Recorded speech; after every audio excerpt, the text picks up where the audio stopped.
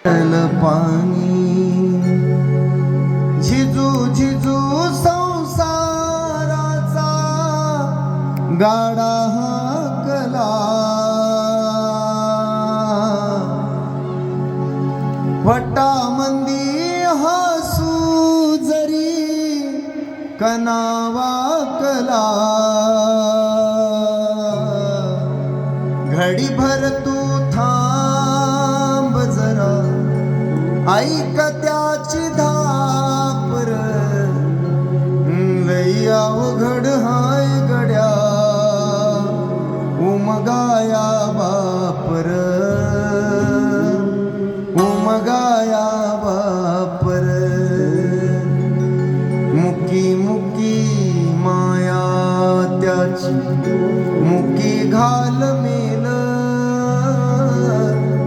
लेकराच्या पायी उभा जन्म उधळेल आधाराचा वड जण वाकल आभाळ त्याच्या इना पाचोळा जिन रानू माळ जिन रानू माळ घडीभर तू थांब जरा ऐक त्याची हाकर लई अवघड हाय गड्यार उमगाया बापर उमगाया बापर किती मोठा हो तुझं भूषण बापा इतकं कोणाला नाही तुझी चिंता बापा इतकी कोणाला नाही IAS हो IPS हो मंत्री हो मुख्यमंत्री हो पंतप्रधान हो बापाला जो मोठेपणा असतो तो इतरांना कुणालाच नाही देवाला सुद्धा नाही किती जरी लावल तू आभाळाला हात चिंता तुझी मुक्कामाला त्याच्या काळजातर वाच त्याच्या डोळ्यातली कधी का साविसी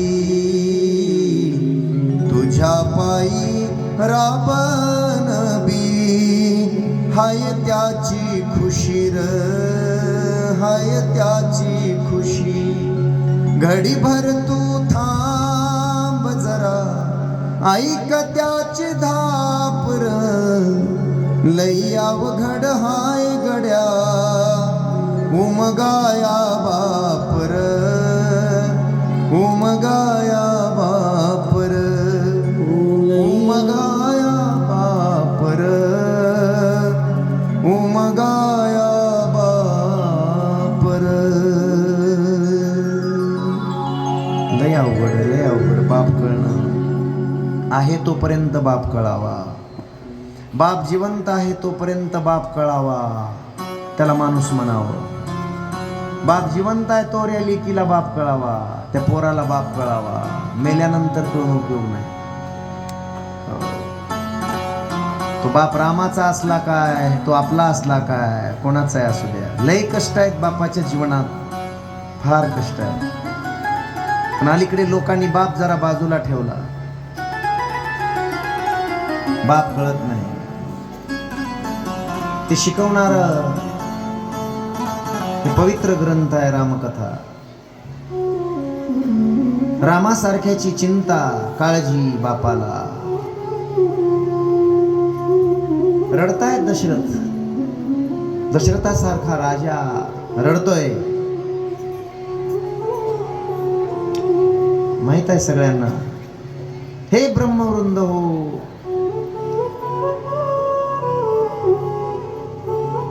तीन दिवस उपाशी राहणाऱ्या माझ्या लेकरांना खापर तरी मिळू द्या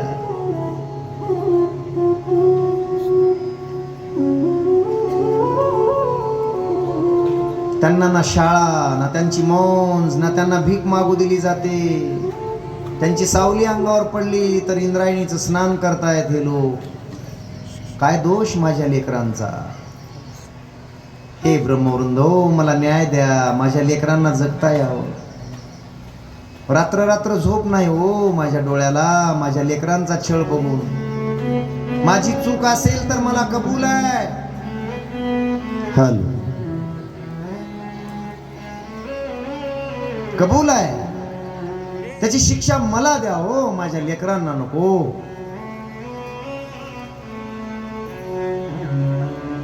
पैठणला जावं लागेल तुला. पैठणला गेले, पदर पसरला. त्या ब्रह्मसभेसमोर पदर पसरून भीक मागितली. भीक, माझ्या लेकरांची मोंज व्हावी, त्यांना शिक्षणाचा अधिकार मिळावा, त्यांना कोरकुटका कुणी वाढलेलं खाता यावं.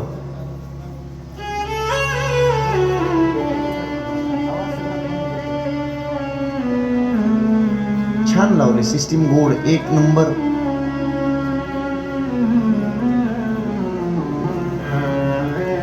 हे ब्रह्मवृंद हो, माझ्या लेकरांना अधिकार द्या, हवी तर शिक्षा मला द्या.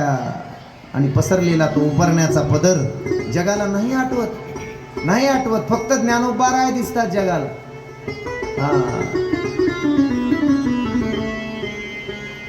ज्ञानोबाच्या नावानं पेढे खाते लोक. ज्ञानोबा राय जिथं उभा आहे त्याच्या खाली दगड होऊन पडलेला पायामध्ये. पाया कुणाला दिसत नाही हो, बिल्डिंगी दिसतात फक्त, पाया नाही दिसत. आणि मग त्या ब्रह्मवृंदाने न्याय दिला. कुठेच नव्हता न्याय, पण दिला. हे विठ्ठलपंत कुलकर्णी, तुझ्या लेकरांना जगावं वाटत असेल, तुझ्या लेकरांना मिळावं वाटत असेल, तुझ्या लेकरांना कोणीतरी भिक्षा वाढावी एवढं वाटत असेल, तर तुला एकच शिक्षा आहे. ती शिक्षा आहे देहांत प्रायश्चित्त. तुला आत्महत्या करावी लागेल, तुला आत्महत्या करावी लागेल, तर तुझ्या लेकरांना जगू दिलं जाईल, समाजात घेतलं जाईल. मान्य आहे मला, मान्य आहे मला, तुमचा न्याय मान्य आहे. माझ्या लेकरांचं कल्याण होत असेल तर हा विठ्ठलपंत कुलकर्णी नावाचा बाप आजच्या आज आत्महत्या करायला तयार आहे.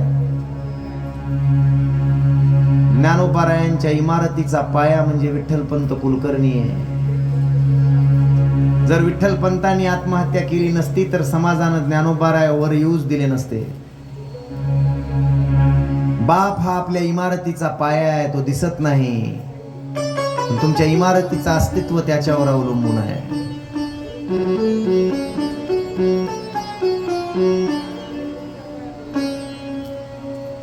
धरती पे रूप माँ बाप का, उस विधाता की पहचान है.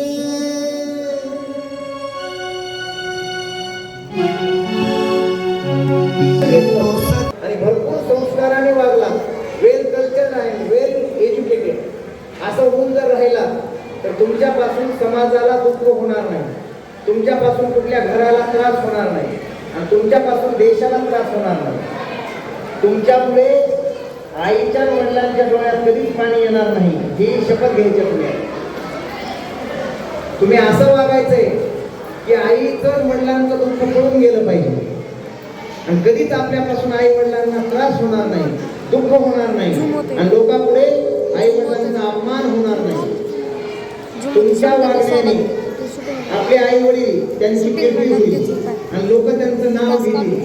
वा काय मुलगी आहे तुमची, काय मुलगी आहे, वा वा वा वा वा वा वा म्हटलं पाहिजे लोकांनी. तुम्ही असं वागायचंय, कारण ते पोरं आहेत का नाही, पोरं पुरुष ते लोखंडासारखे आणि तुम्ही आहात का नाही हिऱ्यासारख्या. म्हणून हिऱ्याची पूजा आहे. लोखंड कुठे पडलेला असते पण हिरा कुठे पडलेला नसतो. हिऱ्याची पूजा करतात लोक. तुम्ही सगळे हिरे आहात आणि तुम्ही 100 गावात जाणाऱ्या 100 लेकी आहात. तुम्ही 100 गावं घडवू शकता या महाराष्ट्रातले.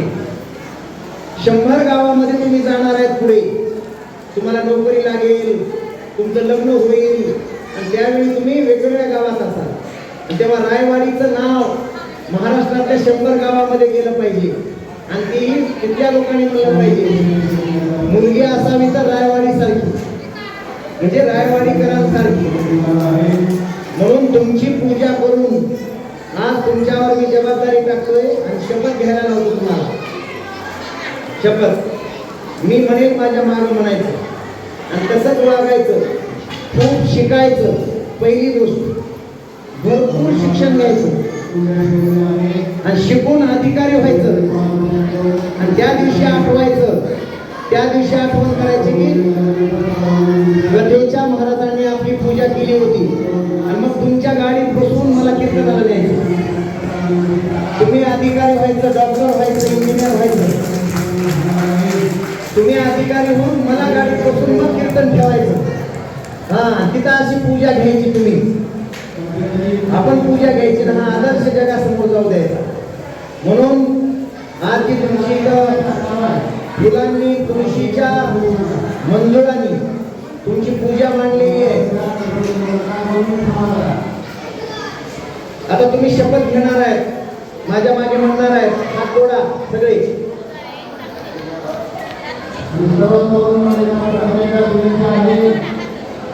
जरा जरा तिकडं 1 मिनिट बोलू नका, ते माईक जरा बंद ठेवा.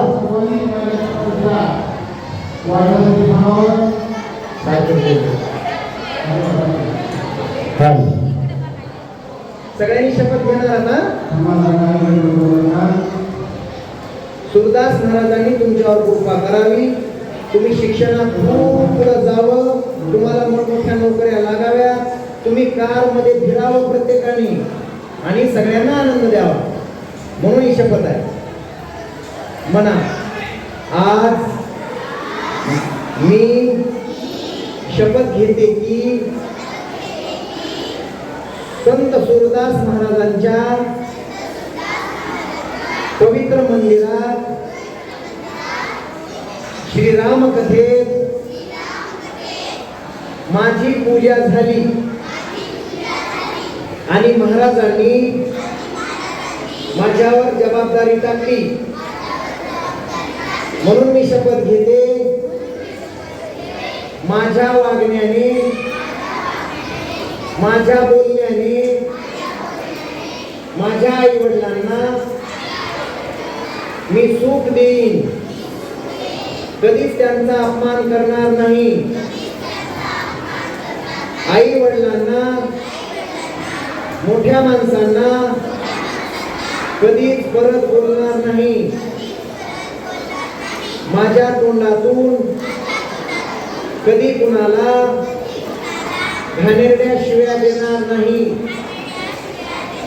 मी खूप शिक्षण घेईन आणि कुटुंबाचं व समाजाचं कल्याण करीन. मी शुद्ध आचरण करून चारित्र्यवान होईल. माझ्यामुळे माझ्या आई वडिलांच्या डोळ्यात कधीच पाणी येणार नाही. धन्यवाद. म्हणा एकदा, गुरु ब्रह्मा गुरु विष्णू गुरु देव